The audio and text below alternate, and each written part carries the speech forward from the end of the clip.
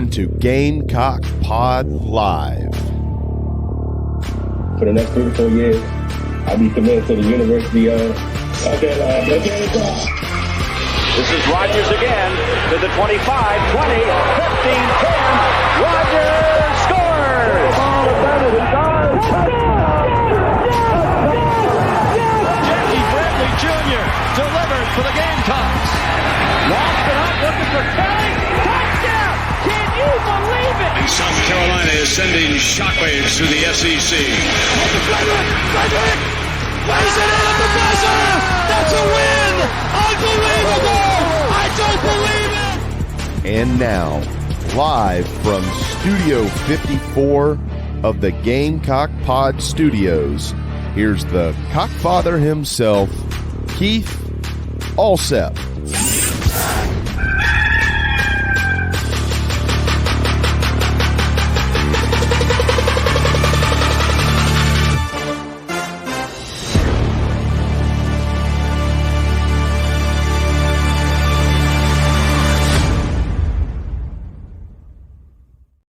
All right, everybody, welcome into Gamecock Pod Live for January the 24th. 1/24/24, episode number 1400. And there's no way not to lead with it. South Carolina men's basketball, Lamont Paris, get their signature win last night, knocking off number 6 Kentucky 79-62. Kentucky came into the game with the number 1 scoring offense in the country, averaging almost 92 points per game. They had 25 at halftime. Just a tremendous performance, wire to wire, for Lamont Paris, getting his first signature win of this season. Although, honestly, you could go back to Virginia Tech and say that was a signature win. Of course, Virginia Tech not having the kind of season we hoped they would have. But the Gamecocks go to 16-3, 4-2 in the SEC. They have a home game with Missouri, who they've already beaten on the road. And Lamont Paris's team made big jumps in the net and the Ken Palm.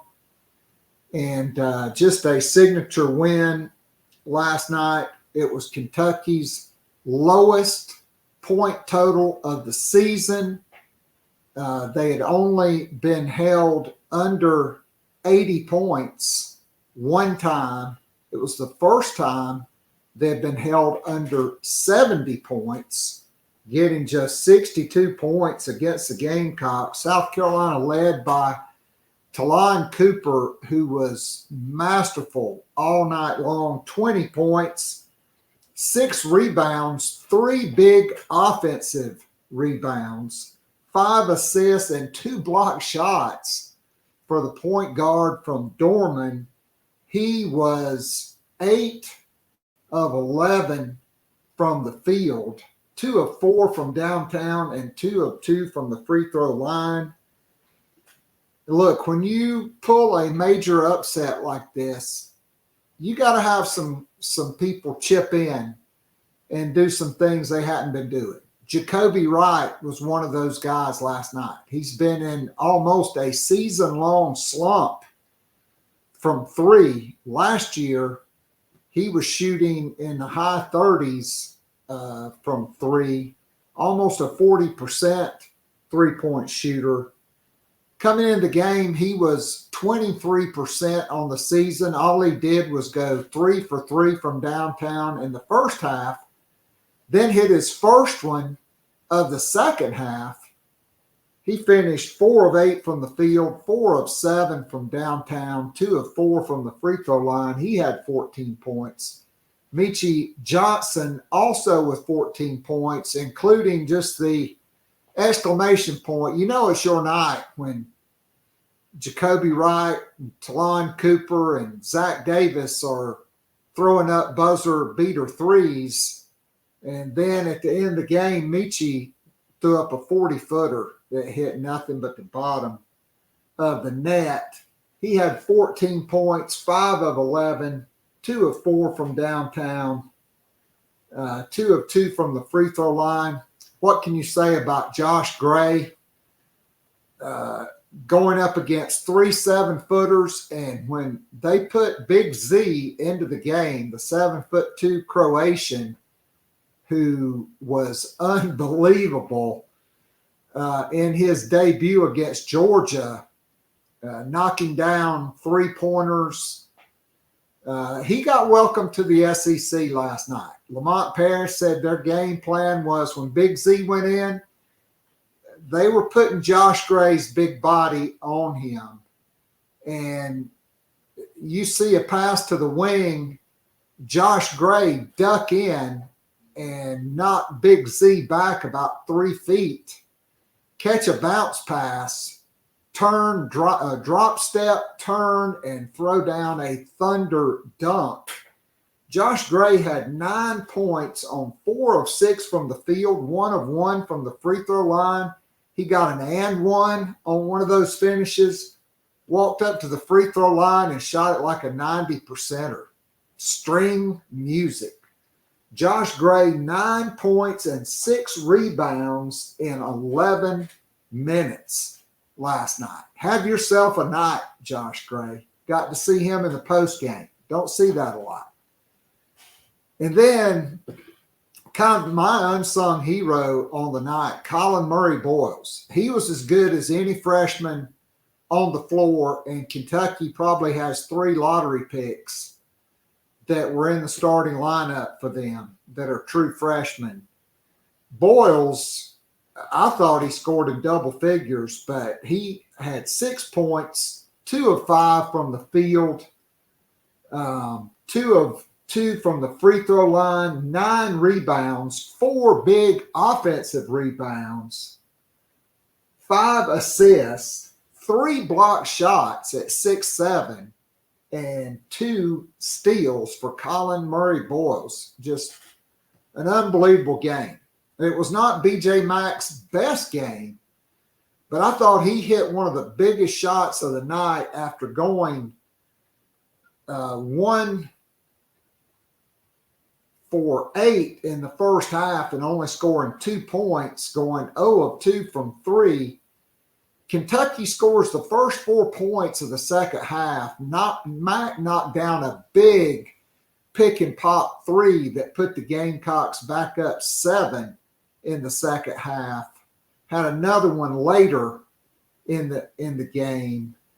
But you know, Kentucky, they were never able to get over the hump. They were never able to go on a run. Kentucky, as John Whittle will tell you in our interview in just a couple of minutes that we recorded this morning at 8 a.m. Central Time. So it's already been a long morning for me now into the afternoon. Kentucky never scored 2 field goals in a row. There was a couple possessions where they hit a field goal, made some free throws, but they never made a run.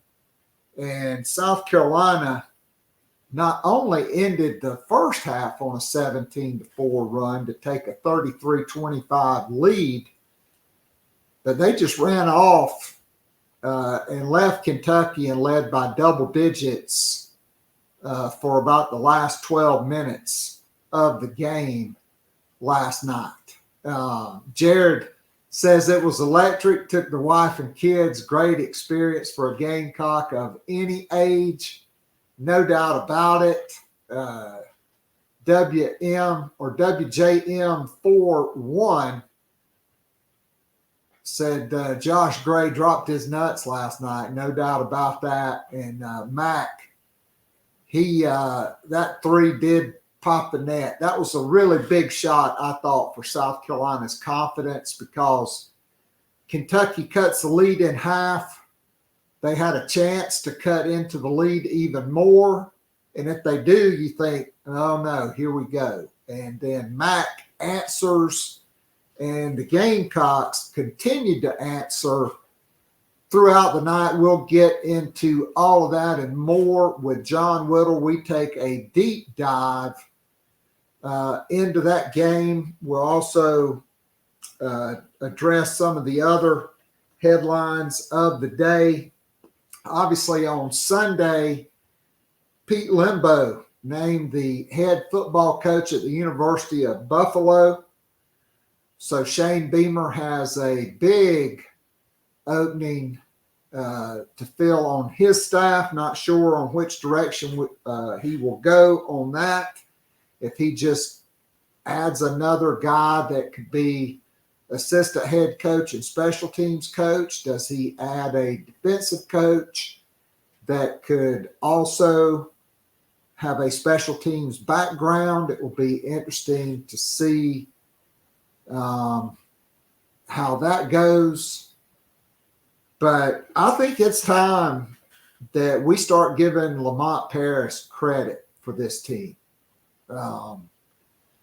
Jared, no doubt about it, something special is brewing with this team.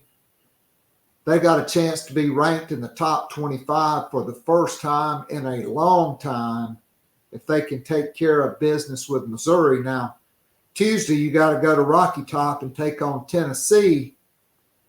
Then you got to go to Georgia. Then you play Ole Miss. So you got a chance to, I think, if you can make shots, right? Like last night, South Carolina made shots.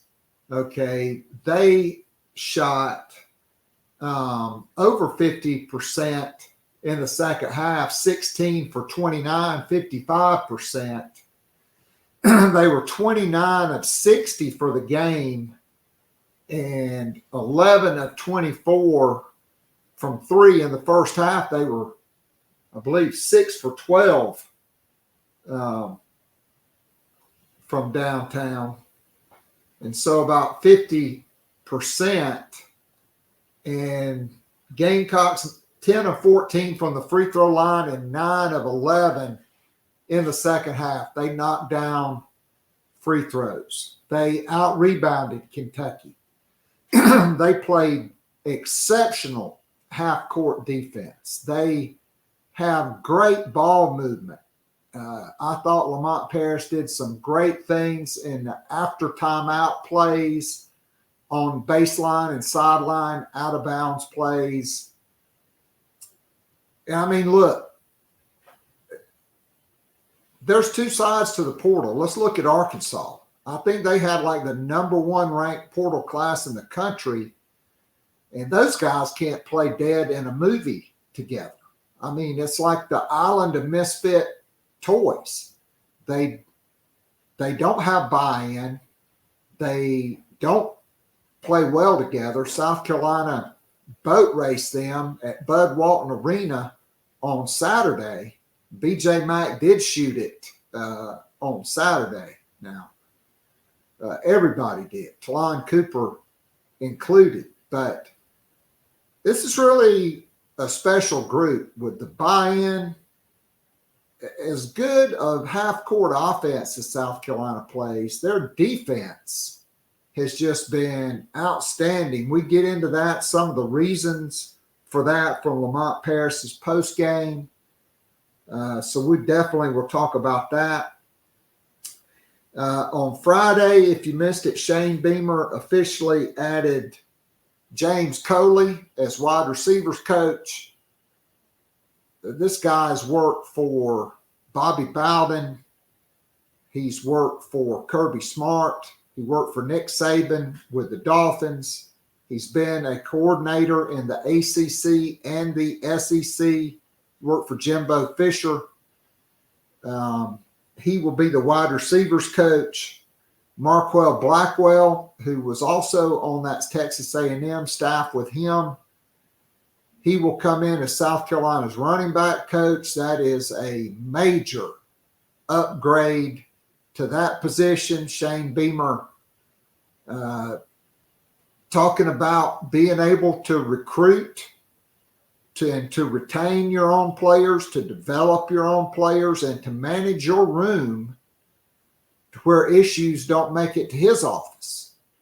And certainly there were a couple of those last season. That's why Montario Hardesty is no longer on staff. He could not recruit. He could not retain his players. And so a major upgrade. Marquell Blackwell, James Coley said, I don't like recruiting against this guy, and I've had to recruit against him. Called him an elite recruiter. Marquell Blackwell has also been a coordinator, been with one of the brightest minds in all of college football, in my opinion, Dana Holgerson at West Virginia, and then at Houston for 3 years. So he's got 4 years in the state of Texas. He's a native of Tampa, played at USF, started his coaching career in Tampa as a high school coach. And so with Coley, you get great South Florida roots. With Marquell Blackwell, you get Tampa. And these guys have spent time recruiting in the state of Texas. And there's nothing wrong with that. There are plenty of players in the state of Texas that are not going to Texas or Oklahoma or Texas A&M. So I think Shane Beamer's made 2 big-time hires. It'll be interesting to see what he does with that Pete Lembo vacancy. Is it just special teams, or do you hire a dedicated linebackers coach so that Clayton White can be a walk-around coordinator and a guy that has special teams background? We'll be monitoring that closely. Yesterday, a pair of South Carolina women's basketball players were named to this year's McDonald's All-America team in 6'3" forward Joyce Edwards of Camden and 5'8" point guard Madison McDaniel of Upper Marlboro, Maryland, and Bishop McNamara. They become the 19th and 20th McDonald's All-Americans to sign with Dawn Staley out of high school, and the 24th and 25th McDonald's All-Americans to play for Dawn Staley at South Carolina. Edwards is the second highest scorer in the history of South Carolina girls basketball with over 3,500 points. She is considered the number 2 player in the country by ESPN, has been named to the Naismith High School Player of the Year midseason team. Edwards, a 3-time South Carolina Basketball Coaches Association 3A State Player of the Year, and is the reigning Gatorade Circle of Champions South Carolina Player of the Year. McDaniel, rated number 12 in the class. Other scouting services have her higher. Some scouting services have Edwards as the number 1 player in the country. She is the reigning Washington, D.C. Catholic Athletic Conference Player of the Year. She's averaging 15 points per game and 5-to-1 assist to turnover ratio. She's also on that Naismith High School midseason watch list. South Carolina's other signee, Adele Tack, would have been a McDonald's All-American, in my opinion, had she not suffered a separated kneecap. She graduated from high school early, enrolled at South Carolina, having her surgery, doing her rehab, and she's with the team. And so another phenomenal recruiting class for Dawn Staley. Tomorrow night, it will be number 1 South Carolina at number 9 LSU. That will be 8 p.m. Eastern, 7 p.m. Central.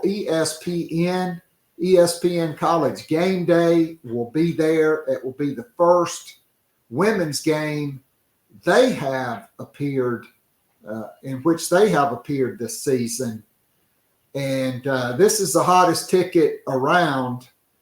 Tickets in the lower level going for $3,500 plus on the secondary ticket market. That's why I'll be watching that game from home. All right, jump into the Nana's Porch chat box. Leave your comments. After this commercial message, John Whittle will join us. I'll be answering your questions live in the chat as we recorded this interview early this morning, as Whittle had baseball and softball media availability this afternoon, so he was not able to join us live. But we'll be back right after this commercial message with John Whittle from thebigspur.com. If you enjoy listening and watching the free Wednesday show, now live streaming on YouTube, and would love more Gamecock Pod daily, join our growing Gamecock family by becoming a monthly or annual subscriber. You'll be able to listen to the show every day of the week and listen to guests like J.C. Sherbert, Hale McGranahan, and John Whittle from thebigspur.com, Colin Taylor and Mike Uva from Gamecock Central, Emily Adams from the Greenville News, Ben Portnoy, Michael Lanana, and Jeremiah Holloway from GoGamecocks.com, Michael W. Bratton, the host of That SEC podcast, and many, many more. As a VIP subscriber, you can join or listen to the weekly live Zoom call with up to 100 of your favorite Gamecocks and friends. After the show is an unrecorded overtime segment where the real scoop gets dropped and discussed. It's like going down to your local pub or sports bar and having a conversation with your Gamecock friends about last week's football game, men's and women's basketball games, and Gamecock Baseball. And of course, there's always recruiting to discuss. In addition to the weekly Zoom call, VIP subscribers get the most popular podcast, The Morning After, which is released every Sunday morning during football season, and more VIP perks are in the works. Follow Keith on Twitter @KAllset, or follow the show on Twitter @GamecockPod. Go to the top of the homepage and follow the link. If all else fails, go to patreon.com/GamecockPodDaily. Join now and get up to 3 months free off an annual VIP subscription. You will love it, guaranteed. Now, back to Gamecock Pod Live.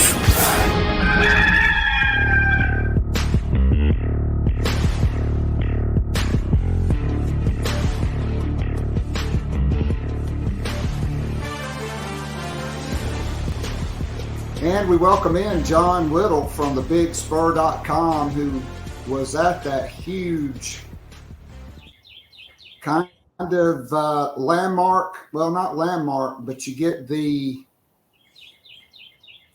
I guess, well, it's so early, the words are escaping me here. It's the signature win last night. But let's just get to it. Everybody wants to know your take on the latest season of True Detective. Hadn't watched a lick. Good morning. Hadn't watched a lick, but last night was certainly a lot of fun. The crowd was phenomenal. The team played, followed up its best performance of the season the other night against Arkansas with its best performance again of the season last night against Kentucky. So. When guys are knocking down open shots and the defense continues to do what it's been doing here lately, that's going to, allow South Carolina to win a lot of basketball games.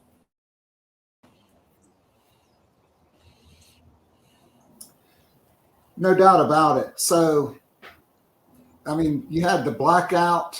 I really was intrigued to see how that would turn out. The team wore their black jerseys, so Kentucky was wearing white. Lamont had on his black quarter zip. I slept in the game. No, I'm just kidding. But certainly a big-time atmosphere, and Kentucky coming into the game, the number one scoring offense in all of college basketball, averaging almost 92 points per game. And, John, when you look at it, It's the first time all season they've been held under 70 points. It's only the second time all season they've scored less than 80 points. And when you go back to their early season signature win against North Carolina, 87, 95, 96, 87, 90, 97, 90, and 105 against the Georgia team, the same one that came into Colonial Life Arena last week and beat South Carolina.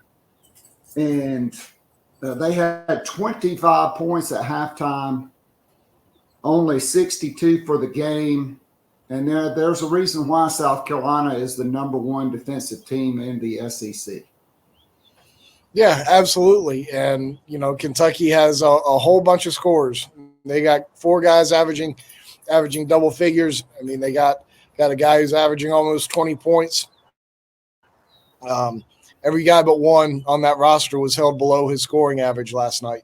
And, it's a credit to what South Carolina is able to do defensively. They take tremendous pride in doing that. And they take tremendous pride in shutting down the ball handler, whether it's regardless of what position you're talking about. But those guys do a great job of playing with their feet and being square, bodying up, and just not allowing transition and penetration.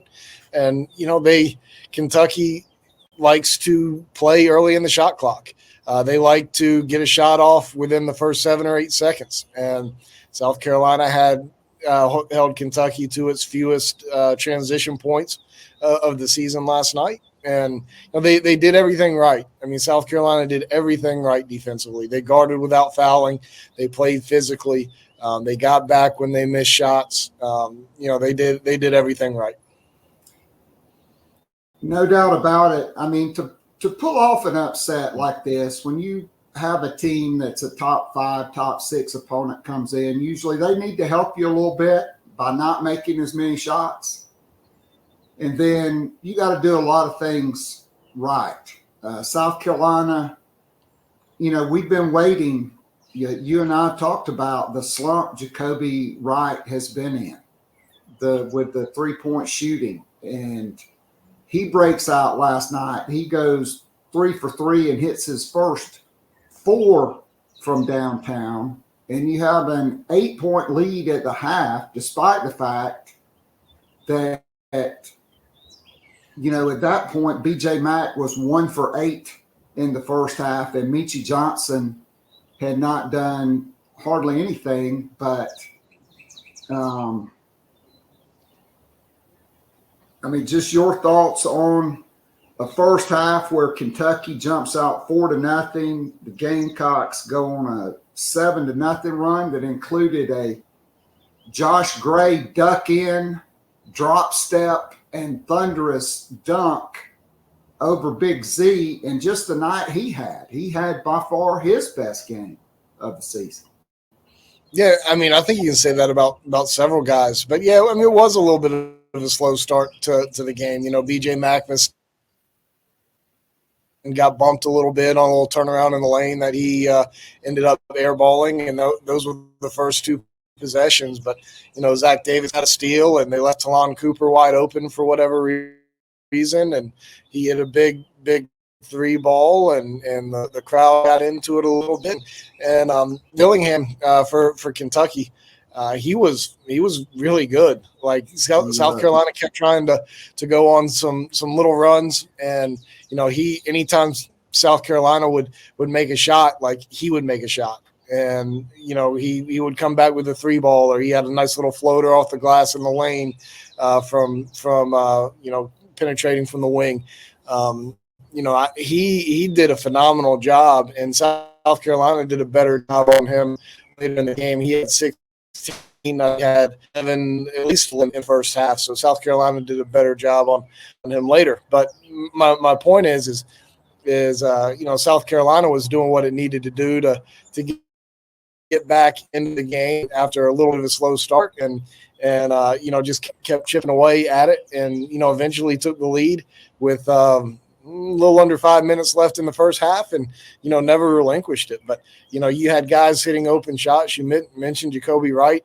He started out the year really well from 3-point range and looked like he had grown from last year when he had a nice 3-point percentage. I think he was hitting 36% from three, which isn't bad.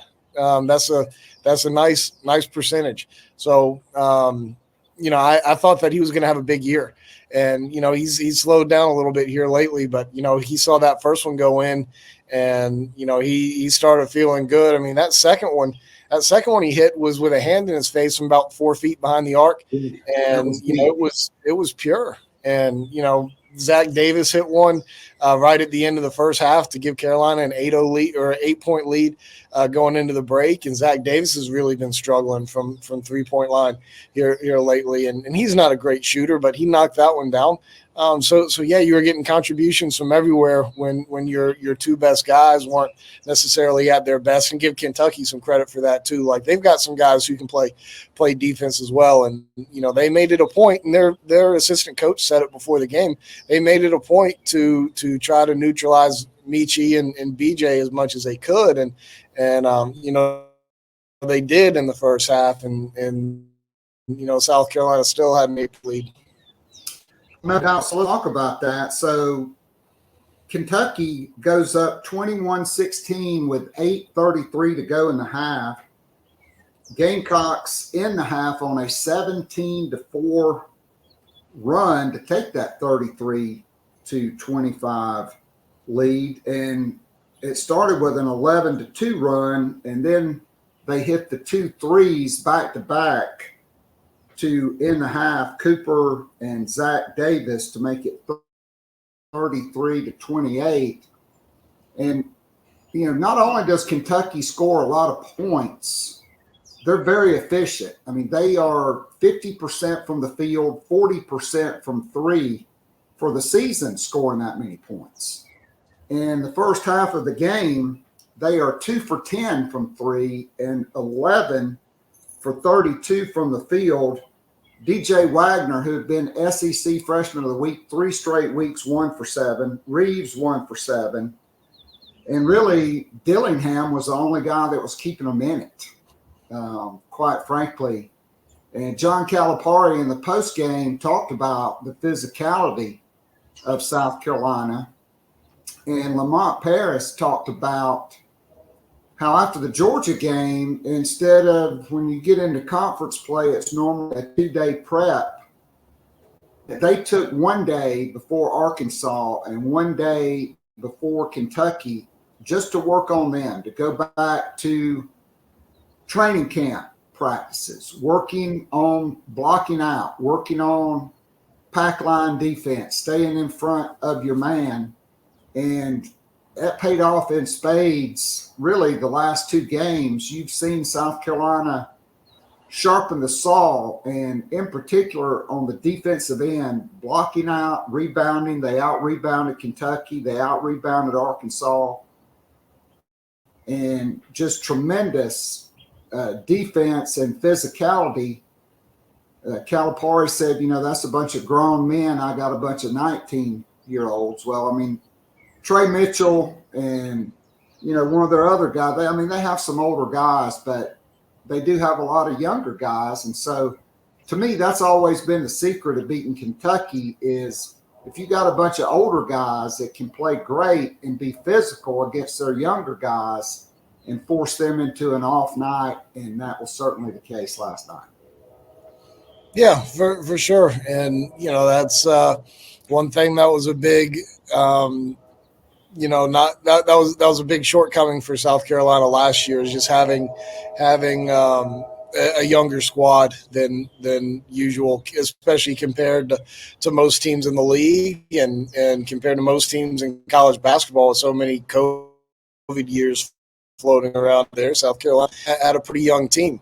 And, Kentucky might have a young team. They have Trey Mitchell, as you mentioned, a couple of other guys. They may have a young team, but they also have some of the most talented freshmen in the Yes, country, they do. which is not what South Carolina had last year.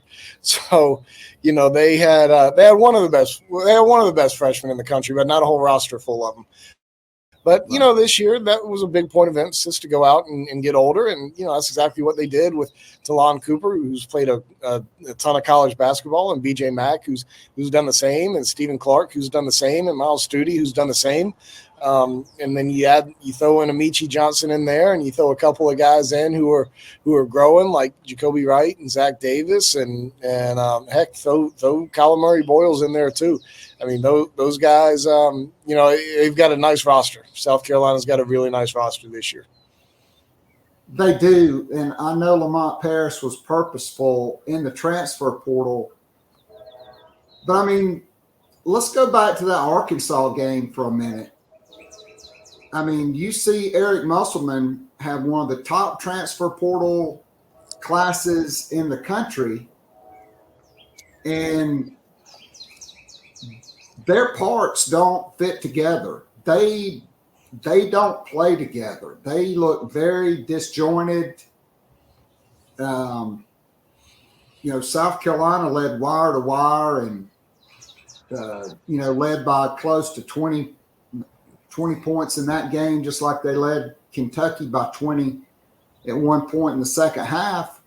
But to me, that should give Lamont Paris and what he and his staff and the players have done with the buy-in, with the culture, with the connectiveness that they have, the way they play together on both ends of the court. You just don't always get that when you get fifth-year guys coming from all over the place. But I just think this adds, another feather in Lamont Paris's cap to the kind of guys he's bringing into the program and the way they're playing together. I mean, right now, he has to be right up there for SEC Coach of the Year. People doubted this team because of the lack of a top-notch non-conference schedule. You did have the slip up against Georgia, but this team is taking care of business, and then you get that signature win. South Carolina goes from 62 to 48 in the net and from 63 to 50 in the Ken Palm. And the question is, if South Carolina can take care of business against Missouri, that would put them at 17-3, 5-2 in the SEC.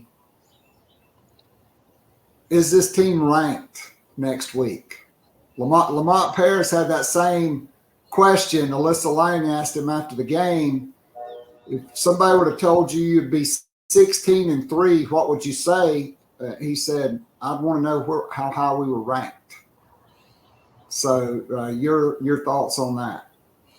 Yeah, I mean, I think South Carolina will be ranked next week, assuming they handle business against Missouri this coming weekend. I sort of get it. I mean, I think South Carolina was kind of right on the periphery of being ranked prior to that Georgia loss. I mean, they were receiving votes and in both of the polls, and you're kind of right there on the cusp at that point. And, you lose to Georgia at home and don't look very good, and do that on a national broadcast on ESPNU. And, it took the wind out of the sails a little bit there for a minute. And then Arkansas is that win wasn't enough to make up for the Georgia loss. But, you start stringing some of these things together, and, pollsters look and see that, you beat the number 6 team at your home court. And, you have a road win in there against Arkansas, and then handle business against Missouri. Then, yeah, I mean, you grabbed some headlines last night, and I think that South Carolina will, assuming things go well this weekend. But at the same time, I don't have the polls have done either. So, if 5 all has a 2-0 week, might be tough luck, but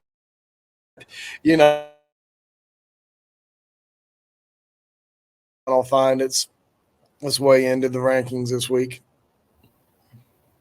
So let's go to the second half for just a couple minutes, and then I want to talk about some individual players. Kentucky comes out, and again, they score the first 4 points. The lead goes from 8-4, 33-29. BJ Mack hits a big three to push it back to 7. I thought that was really a critical moment in the game because you played a great first half. You held Kentucky to 25 points. But for your confidence sake and for BJ Mack's sake, even though he only had 6 points in the second half, both were big-time three-point baskets. And it kind of, gave you that little buffer again. Instead of Kentucky going on an 8-0 or 10-0 run, South Carolina was able to respond. And after that, Colin Murray-Boyle scores 4 straight for the Gamecocks. Kentucky hits some shots. It's 40-34. Mitchell scores 4 straight to get to 40-38. And that would be the closest it would get. Cooper 2, Jacoby Wright hits his 4th 3 to make it 45-37. And before you know it, it's 50-40 and then 53-40, and Calipari's calling timeout. And it was all Gamecocks after that. With what I think is really a credit to South Carolina is, last night after those 2 made baskets to start the second half, Kentucky never scored 2 field goals in a row without South Carolina scoring in between. There was one point where they had a field goal and a couple of made free throws for a little 4-0 run.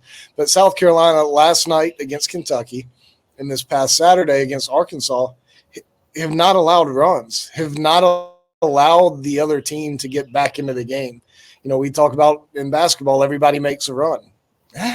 Hadn't been the case here for the Gamecocks giving one up against Kentucky or Arkansas here these last 2 weeks.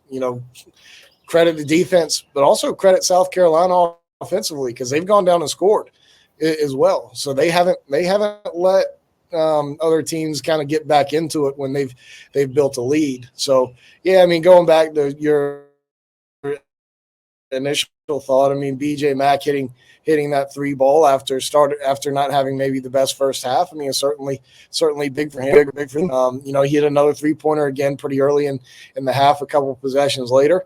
But BJ Mack is huge for what this team wants to be offensively. That's why Lamont Paris made him such a priority, in the recruiting process. And I know we have talked about it, certainly written about it on the Big Spur, but he didn't travel with the team up to I guess it was in Nashville last year for the SEC tournament when with the team. He met him up there. He went up to see BJ Mack before getting up to the SEC tournament in Nashville. That's how important that BJ Mack was to this program and to what Lamont wants to do with his team. So, when it's not lost on me that in BJ Mack's best games, South Carolina's played its best games. And, BJ has had moments here and there where he's had a little bit of trouble defensively in the post, but he's been overall really good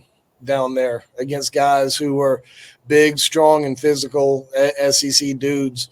And, he's proven to be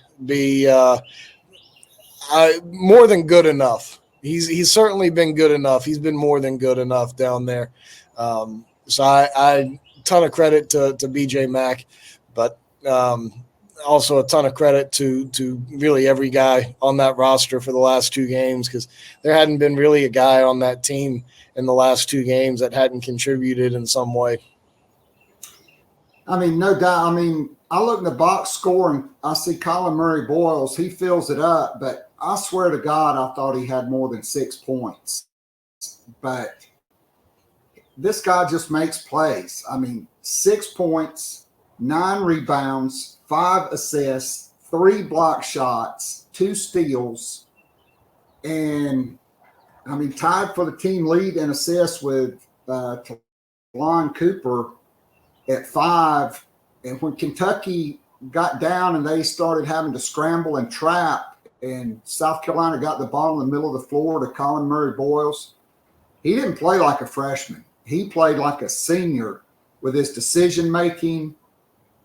He played great on the defensive end, and Lamont Paris said, you know, he had such high praise for him as an SEC athlete, but said he's only scratching the surface of what he's got as a player. I mean, he was blocking 7-footers shots. He was blocking, 6'8" athletes taking the ball to the rim. He just has an uncanny knack for being able to get his hands on the ball. Yeah, and I asked Lamont about him last night, and I haven't been able to post my game thoughts yet, I guess, from last night on the Big Spurges yet. But Colin Murray Boyles is about my centerpiece of it all, and take nothing away from Talon Cooper and his performance, and Zach Davis and his performance, and whoever else. But for me, and take nothing away from Colin Murray Boyles and what he's done at times over the course of the season, but for me, last night was Colin's coming out party. I mean, he was going against some big dudes. He was going against some talented dudes. And as you mentioned, he impacted the game in every way possible last night. He didn't have the big scoring numbers, but he was tied for the team lead in steals. Or assists. He had a couple steals, had a couple blocks. Had a bunch of assists. He was awesome, and including defensively, he got his hands on passes. He affected passes, and Josh Gray did that too.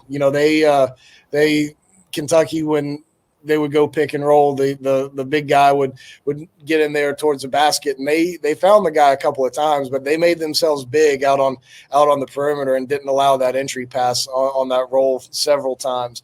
Murray Boyles especially got his hand on a couple of balls too and deflected things. So Colin Murray Boyles to me was a star last night. I mean, I requested him to be one of the guys in the post-game press conference. They chose other guys, but to me, that just kind of shows that he was kind of overlooked in his performance. But I thought last night was kind of a coming out party for him based on everything that he did against all of the guys that he was able to do it against. And, we talked about BJ Mack playing the 4 and Colin Murray Boyles playing the 5 coming into this year. And very few people believe that he could do that.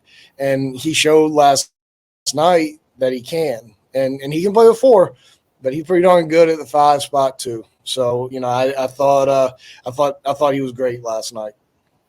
Yeah, I mean, I think Lamont Paris has done a great job with what they do offensively to really accentuate the strengths. Like BJ Mack, he has some physical limitations. He's not going to be able to go down on the low post against everybody in the SEC.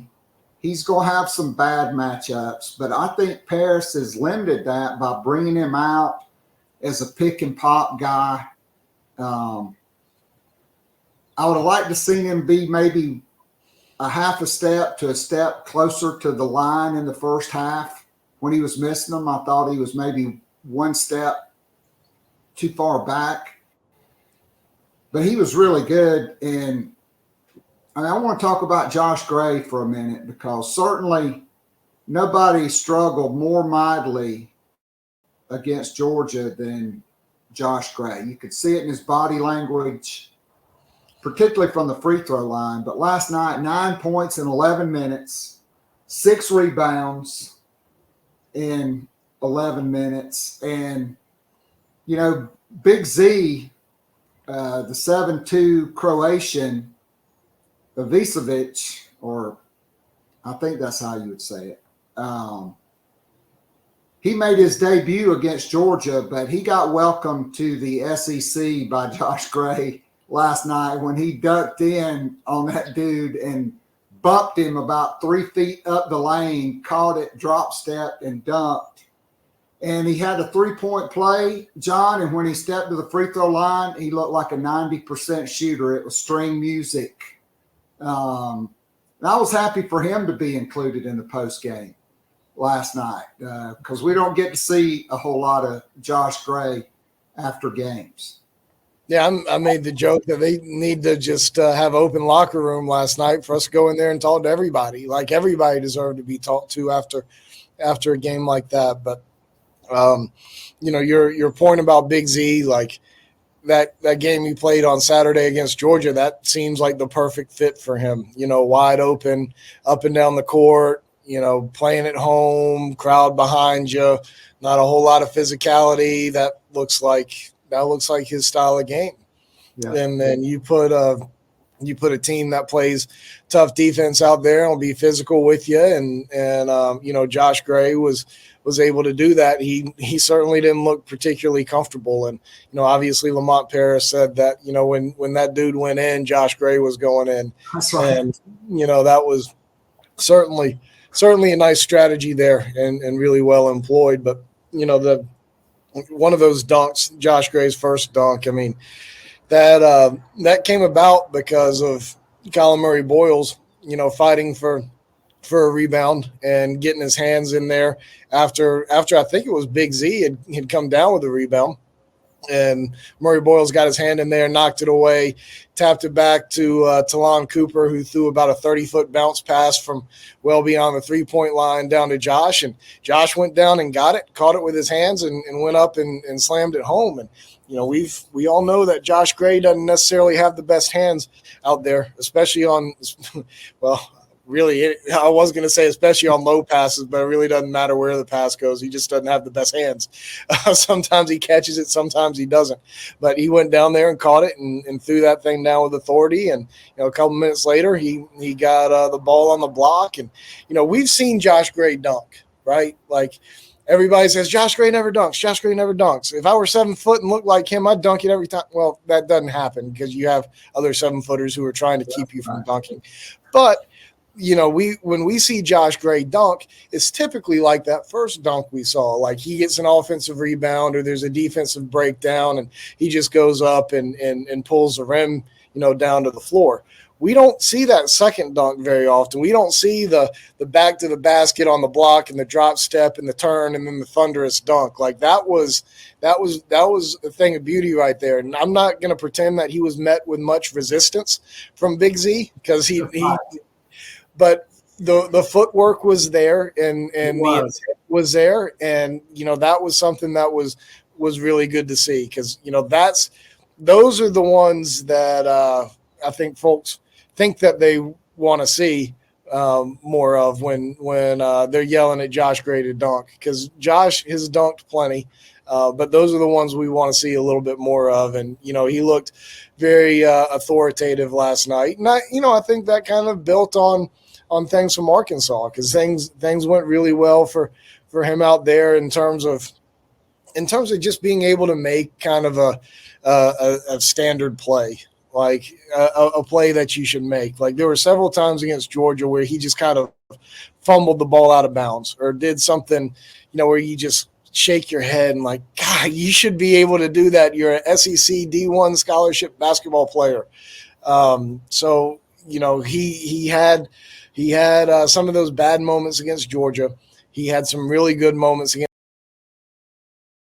Arkansas. I mean, he was slicing down the lane and took a pass and hit a layup and got fouled against Arkansas. And, you don't see that from Josh Gray either. So, he was really good last night. And I don't know if y'all watched the Lamont Paris interview from Monday, I guess it was, but when we were out on the court at the Colonial Life, but Josh Gray was in the background, getting shots up, getting free throws, and in, and he's putting in the work and had a really nice game.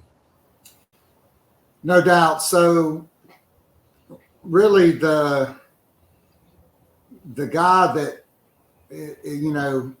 is what stirs the drink, Talon Cooper. I mean, you and I both thought this was going to be a very impactful pickup, but I didn't envision what Talon Cooper's done the last 2 games. I mean, he last night, 8 of 11, 2 of 4 from downtown. I mean, it seemed like he hit every shot. 2 of 2 from the free throw line, 6 rebounds, 5 assists. He had 2 block shots. He played 36 minutes. I mean, I see a lot of people comparing him to Sindarius Thornwell, different kinds of players, but both with an old school kind of game. But Talon Cooper, the elevation of his play, particularly the last 2 games, I think is immeasurable to this team, and he's really becoming the leader of this team because he just doesn't seem fazed by anything. I mean, he seems like he's on a mission to win. Lamont Paris talked about that in the post game last night, about wanting to have success, being driven for success. He's a South Carolina guy who, I think he was at Murray State first, went to the NCAA tournament, then went to Minnesota where they did not have a lot of success, but now wants to get back, and he's leading this team to have a chance to get back to the NCAA tournament. Yeah. I mean, you're right. I mean, he was I think it was Morehead State. That he was at, but yes, yeah, and for me, with I've said for the entire year, and it's just my opinion, but for me, Talon Cooper's been the most important player on this team, and Michi Johnson got a lot of the headlines early, and he should have, and BJ Mack's gotten a lot of praise, and he should have, but Talon Cooper's the most important part of this team for how he sets the tone. Both on the offensive and defensive end. His experience has been critical. I mean, he knows what's going on out there, and I know I've talked about it before. I don't think I've talked about it on here with you, but I remember up at East Carolina. One of the reporters asked him, stepped up to the line there right near the end of the game and hit 2 big free throws. Like, did you feel some nerves, feel some pressure on that, nice, good environment here, late in the game? He just laughed. He's like, nah, not at all. Like, I've played a bunch of these college basketball games. Like, if you wanted to see a little bit of pressure, like, it's last year playing on the road against Ohio State. Like, I've played a lot of college basketball. This wasn't nerves. There wasn't pressure. And, that's the way he plays the game. But, you mentioned his last couple of games, and I think, he's certainly been more assertive offensively, and I think that's in part because, he needs to be with Miles Studi out injured. Miles Studi is looked at as a shooter and a scorer, and, Talon certainly can, but, he can certainly facilitate really well too. So, but he's kind of in the zone right now, and you could tell last night he was feeling it, and he was getting down there on the block and posting up, and he scored in every kind of way, and that kind of fade away with the shot clock expiring midway through the second half. That was the kind of night that he was having and the kind of night that the Gamecocks were having. So I don't know how he even got that thing off right in front of his bench, but he certainly knocked it down, and that's when you knew things were going to be that was going to be that it was going to be that kind of night for the Gamecocks for 40 minutes and not one of those late collapses. I think his play is really beneficial for Michi Johnson because you've seen it. Teams have started trying to take Michi out, of the game offensively, to not let him stand out there at 25 or 26 feet and launch.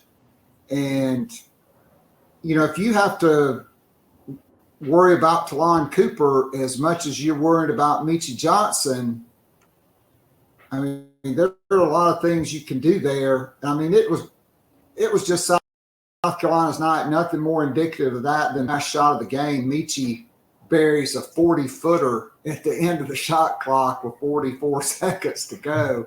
I mean, it just kind of put an exclamation point on the night. But I do think, and I want your thoughts on how Cooper's assertiveness offensively and how proficient and effective he's been could be beneficial for Michie moving forward.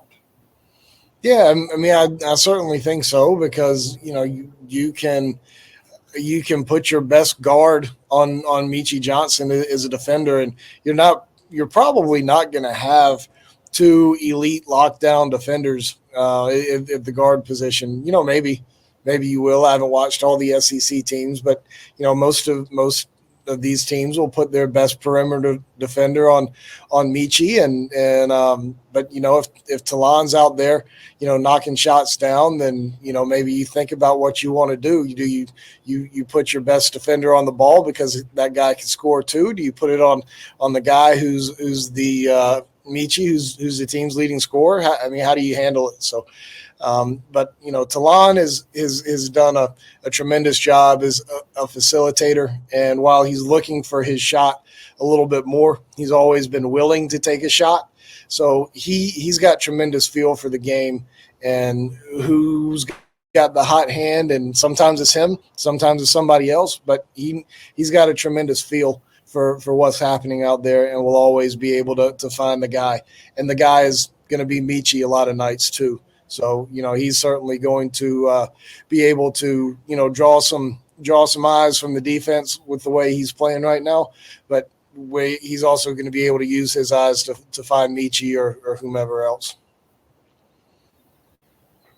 So just to wrap it up, and then I want to get a little bit of football and a little bit of baseball in. I thought Lamont Paris was masterful last night with the after timeout plays, and I think he has been all season long with the ATOs, after timeouts, and the baseline out of bounds. They saw something on the film. Georgia got some stuff with some late action, and they ran some plays with some eye candy on it. And then the second guy coming around on the backside, they were able to hit Kentucky multiple times for layups on baseline out of bounds plays. When you can steal an easy bucket like that and you can do it multiple times in a game, that's just really huge, especially when you're an underdog. And I thought, and really all season long, but just last night, everybody got to see it. The job Lamont Paris is doing and his team executing on the offensive end after timeouts and on baseline out of bounds plays. Yeah, you're right. And sometimes it's underneath, sometimes it's from the side. They've done a tremendous job all year. They called a timeout, before the first half expired, and BJ Mack got the ball down on the post, and I don't know what if I'm a betting man, Zach Davis taking a 3-point shot is probably not option 2 or maybe even option number 3. But, they were able to execute that play that was out there, with 20 seconds left in the half. So it's not necessarily something that's a quick hitter, but, they've been able to in coming out of timeouts, regardless of the situation, they've been able to execute more often than not, what they want to do. And last night was certainly a very, very nice example of that. Yeah, it's just finding the open guy, making the right read, the ball finding an open guy. And like you said, it's kind of like a quarterback going through your progressions. Maybe, the big blocking tight end you hit wide open and he rumbles for 20 yards, that was not, read 1, 2, or 3, but you found the open guy and he executed. And so that's certainly what Zach Davis did at the end of the first half. Well, I when it comes to basketball, I like offense. I like shooting. I'm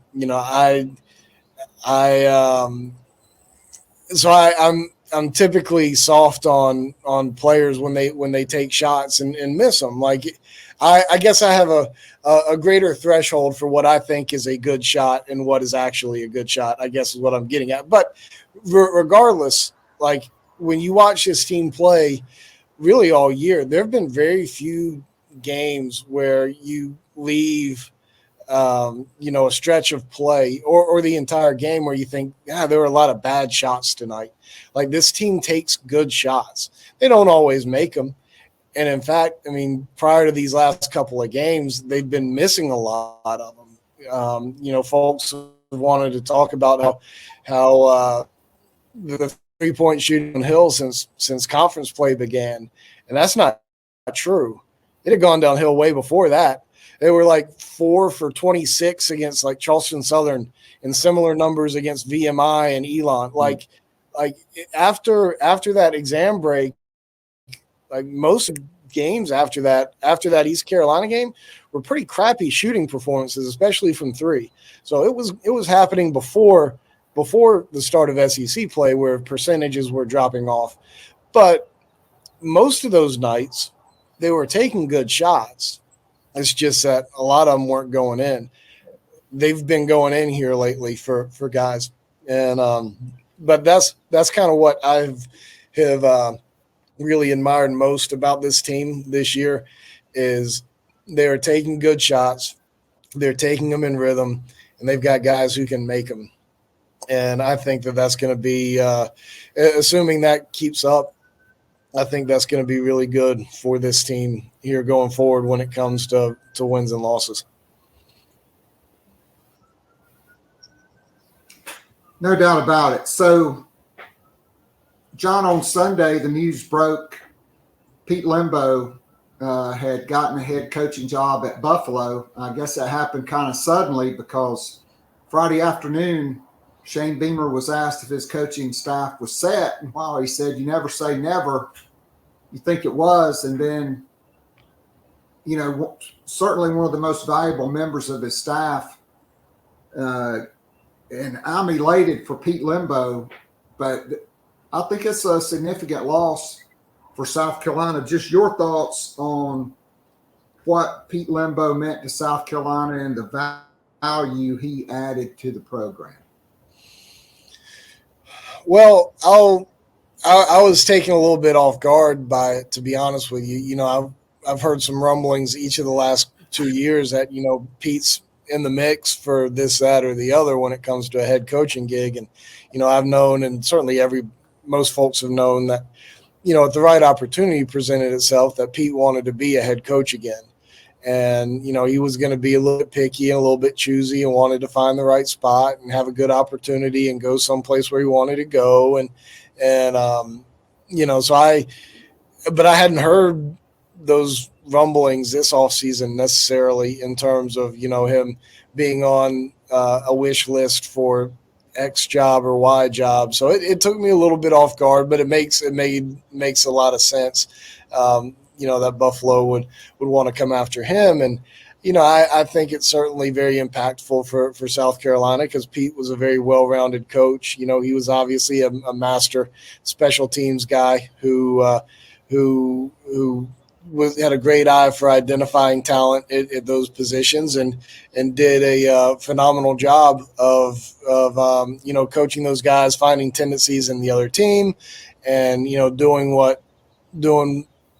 just executing, having his guys execute what he could see, coaching those guys up and ready to go. But he was also a really good recruiter, not only for his positions, but in his area and teed guys up, teed other assistants up to be successful on the recruiting trail for their positions and guys in his area.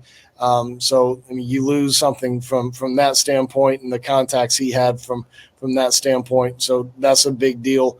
But Shane has also used him as the assistant head coach and leaned on him for advice and how to navigate things. And he doesn't have that guy anymore. And sure, it's great to have your dad, who's Frank Beamer, and you can always run things by him. But sometimes it's nice to hear another voice and have somebody else who's in that building with you and knows the ins and outs of everything that's going on. And, I think Pete provided certainly a steady hand for Shane. And, so I think he's a big loss on a lot of levels. You can do a couple of different things with hiring for that spot, but, losing Pete Lembo is certainly going to be tough on the Gamecocks. No doubt about it. So on Friday, Shane Beamer met with the media for about 35 minutes and introduced the two newest hires to the program, James Coley and Marquell Blackwell. He also talked about Justin Stepp moving to tight ends. Any key takeaways or from Shane Beamer's portion of that press conference, maybe the most impactful things you thought he mentioned on Friday? Oh, I'm trying to think back on what all was said since then. Yeah, more focused on basketball than anything else. But yeah, I mean, it was good to hear from Shane and his thought process. And I hadn't really thought about his explanation on why a tight end coach is as valuable as it is in terms of the guy having to be in the hands of or have his fingers in the passing offense and run blocking and really every bit of what the offense is all about. So I guess I've never really considered that. So it probably is a little bit beneficial for Justin in his future. But, I certainly think that he made a couple of very strong hires in Coley and Blackwell. And certainly good to hear Shane and his perspective on those things. No doubt. So baseball practice is underway. The team will scrimmage Friday, Saturday, and Sunday. And so for the dean of Gamecock baseball coverage, John, what are the three imperatives for this team during preseason practice and the things that you would like to see accomplished prior to them going into the Clemson series and then SEC play? Pitching. That's the biggest deal. Like, you lost so many important guys and impactful guys in different roles, and you've got guys who, Chris Veach will be probably in the same role as last year, but there's nobody else who's returning who's going to be doing what they were doing last year. Matthew Becker a little bit, he was a little bit of a weekend starter, but he's on him. But all of these pitchers are going to be stepping into something different. Like Eli Jones might be the Friday night starter this year. He started, I think it was four or six games last season. He was mainly one guy, occasional start in relief to throw some innings. He had some nice starts, like out at Arkansas, down at Mississippi State, or so he's had some moments, but he hadn't been the guy who's had everything on his shoulders. Roman Kimball could be in there as a weekend starter, and that's not what he was doing at Notre Dame. Forget last year, that's not what he was doing at Notre Dame. Dylan Eskew could be a weekend starter. That's certainly not what he was doing last year. He was throwing third innings against UNC Asheville. That's just so, these guys are going to be sliding into different roles, and how these guys are responding going into the season is going to be of interest to me. But, but beyond just how pitching sort of sorts itself out going into the year. And we all know that, the pitching staff is going to evolve a little bit, over the course of time. When I get my years confused, but whatever year Brett Carey's freshman year, like he was literally the last pitcher on the roster. Like he was the last guy. And by, the middle of SEC play, he was the closer. He was throwing important innings by the third, fourth weekend of the season. So things evolve on the pitching staff. But how things kind of sort itself out going into the year from that standpoint is certainly going to be a big deal. But, South Carolina doesn't have particularly good depth on the infield. For me, coming out of the fall and going into, coming back from the winter break, for me, you had starters at second, short, and third, Parker Nolan, Will Tippett at short, and Thomas LaCroix at third. And then you had one guy, Lee Ellis, who could, play really any of those positions. For me, you had four guys for three positions. And as we saw last year, it ain't good enough. And, they tried some guys in some different over the course of the fall, and, things didn't look great. Played Causey at third base and didn't look great, and played. I mean, you did some different things in the fall that just didn't look quite right. And, they've done a few things here lately that have looked a little bit better. Tyler Causey's playing some second base and looks much better at second than third. So you feel a little bit better if something happens to Parker Nolan. Ethan Petrie's been playing some third base in these practices and has done a nice job over there defensively, like he did in fall of 2022. Fall of 2022, his freshman year, he played mainly third base and, did a nice job. But, that hole came open in the outfield and, he went out there and didn't take a ground ball again. So, he had to kind of readjust back to it, but he's taken to it well. So all of a sudden, third base has a spot behind Talmadge if, Talmadge can't get his hamstring right. And then, Lee Ellis is most natural at shortstop and he's there for Tippett. So all of a sudden now you feel much better about your infield going into the start of preseason practice and the depth there. So I'm looking forward to seeing that. And then, I think the main job that's wide open right now is left field and what's going to happen out there. Or at least one outfield position. I'm assuming Ethan Petrie will stay in right field and not at third base for the start of the season. And, Blake Jackson is going to be out there either in left or in center in some capacity. But, is it going to be Kennedy Jones? Is it going to be Dylan Brewer? I mean, Carson Hornig's been swinging the bat really well. He might DH, but, Brian Bakes has been swinging it really well. He might DH, but you can put Carson out in left.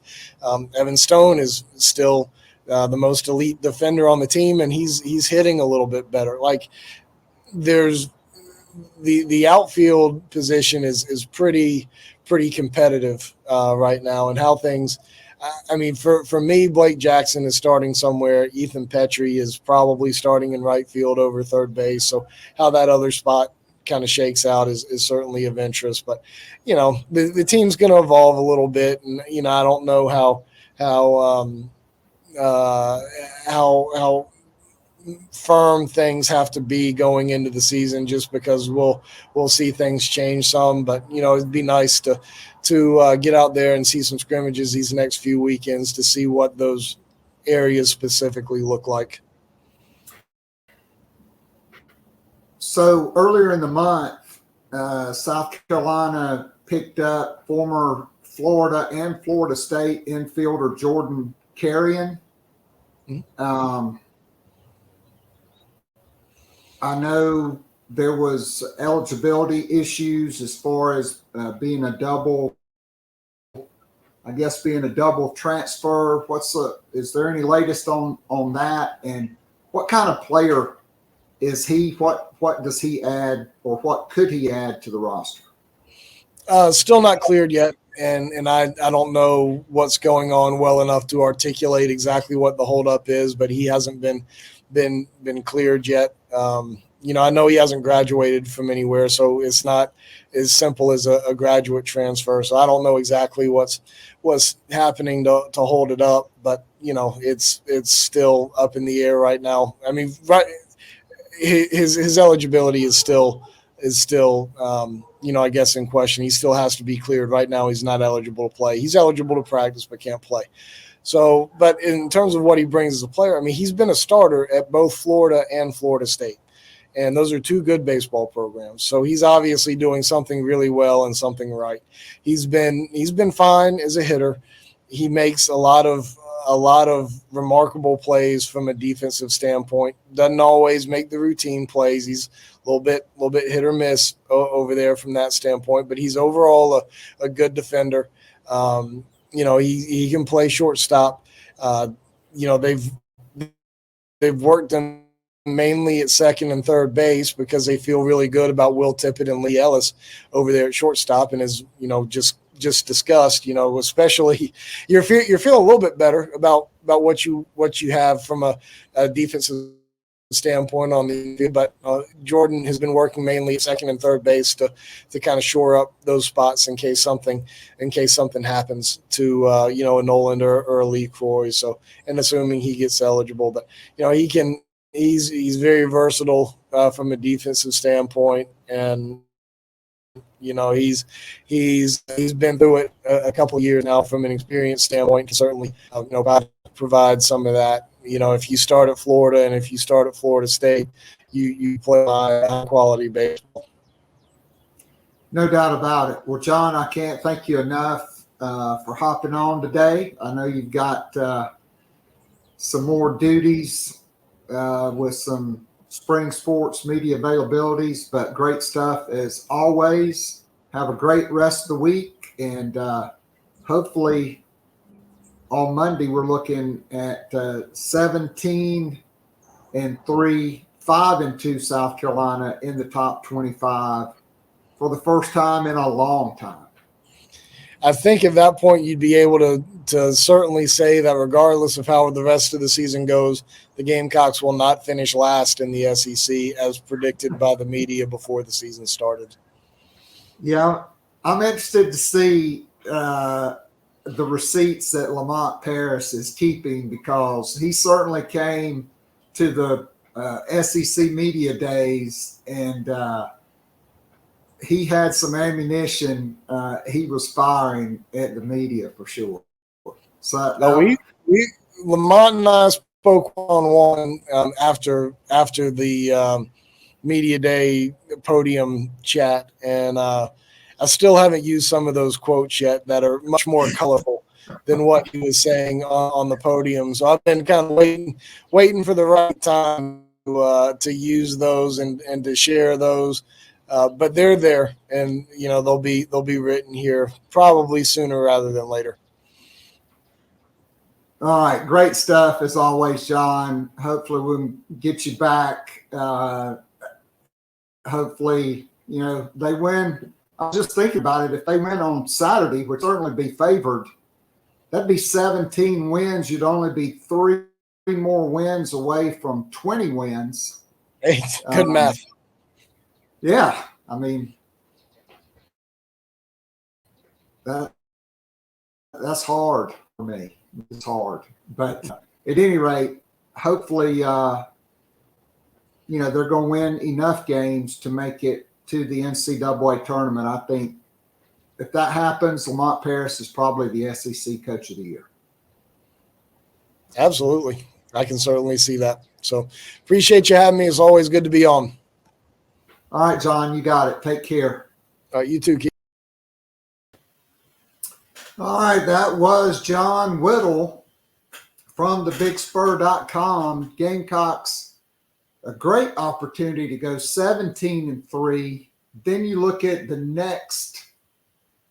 Well, let's look at the next 5. Okay, so Missouri, who you beat on the road. Okay, you have at home Saturday at 1 o'clock on the SEC network. That could be 17.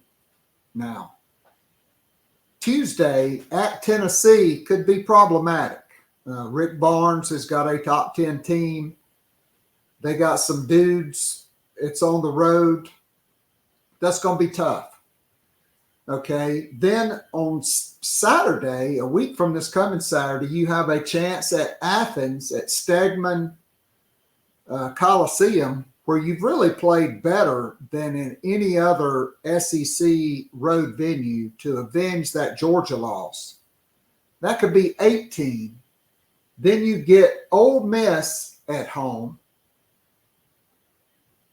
I think you're better than them, but that'll be a tough game. That could be 19, the Vanderbilt at home on Saturday, February the 10th. That could be 20 right there. I mean, this team is certainly capable of getting 4 of the next 5 to get to 20. If you did that, what would you be? 8-3 in the league with 5 to go. 8-3 with 5 to go. How many, if you can get 2 more,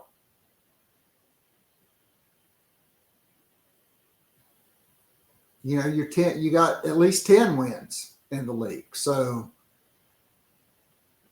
certainly they have a shot. Craig says if we win 3 more, Paris will have more wins than any coach in his second year. How about that? Look, I was very critical of Lamont Paris last year. In-game coaching, late game, time and score situations. In multiple games, they had golden opportunities at home to beat Arkansas and to knock off Alabama. And I didn't think, they did what they needed to do or what he needed to do to manage time and score situations. But this is a completely different year, a completely different team. And I mean, there's no real criticism of Lamont Paris. I think he's done a masterful job. I mean, I'll be honest, I don't really know, I know he's trying to keep guys fresh. I personally did not think Stephen Clark belonged on the floor last night, but like I said, Gamecocks had a season high 5 dunks and Clark had a dunk. And not only that, I thought he made a very strong move. That was the one they went to the table to review. They could have called a flagrant foul on him, but it was clearly a cylinder foul. But this team has total buy-in. They play great half-court defense. They're the number 1 defensive team in the league. They play with great pace. They play very similar to Bo Ryan's teams at Wisconsin. Great ball movement. They're not going, try to score 90 a game. They will shoot the 3, but they make the extra pass. They play that pack line defense. They're not going to get out in the passing lane and get a lot of steals, but they're going to stay in front of their man. They're going to rebound. They're going to box out. And they're playing winning basketball. And if South Carolina wins 4 of the next 5 and they're 8-3 with 5 to go, I mean, at that point, what's not on the table for this team? So it's all out there for them. In spite of the fact Miles Studi, who at least is a legitimate threat, right? Like he shot 40% in the SEC from behind the 3-point line at Vanderbilt. And, to go on the road to Arkansas, then to come back against number 6 Kentucky with a roster littered with future lottery picks. I mean, make no mistake about it. Kentucky has at least 4 lottery picks on this team, including Big Z, who was welcomed to the SEC by Josh Gray, but a very skilled player, no doubt about it. It's all out there for this team. So certainly the interest in men's basketball is at the highest point it has been in years. And this team, like Whittle says, they deserve like Lamont Paris said in the post game, this team with the record they have, and even if they didn't quite have the record that they have, they still deserve the type of crowds and the support that they are getting. Hopefully it's another packed house on Saturday, and really for every home game the rest of the season. So that will be a wrap for today. Gamecock women at LSU tomorrow. We'll be previewing that. We'll be keeping an eye on the search to replace Pete Lembo. Certainly some, potentially different ways Shane Beamer could go there. And so we'll be back tomorrow on Gamecock Pod Daily and back next week on Gamecock Pod Live. Appreciate all you guys and gals for tuning in. God bless, go Gamecocks, and I'll be back next Wednesday, same bat time, same bat channel. Everybody have a fantastic rest of the week. I'm out of here.